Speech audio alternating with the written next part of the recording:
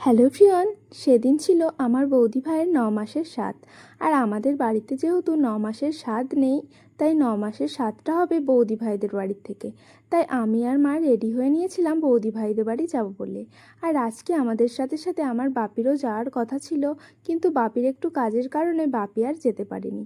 আর বাবু আর সিজা নতুন হেলমেট কিনেছে, সেটাই আমাদের দেখাচ্ছিল।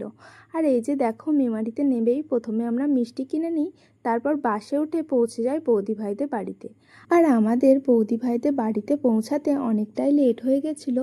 তার আগে বৌদি ভাইয়ের যেহেতু সাত খাওয়া হয়ে গেছিলো, তাই তখনকার কোনো ভিডিও আমার কাছে ছিল না, তাই কিছু ফটো আমি অ্যাড করে নিলাম।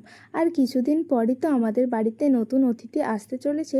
তোমরা সকলে আমার বৌদি ভাইকে আশীর্বাদ করো, যেন যে আসছে সে যেন সুস্থভাবে আমাদের পরিবারে জন্মগ্রহণ করে। আর তারপর দেরি না করে আমরাও বসে পড়ি খাওয়া দাওয়া করতে। আর খাওয়া দাওয়া শেষ করে কিছুক্ষণ রেস্ট নিয়ে আমরা বেরিয়ে পড়ি বাড়ি যাওয়ার উদ্দেশ্যে। চলো, আজকের ভিডিও এই অবধি, দেখা হবে অন্য কোনো ভিডিওতে।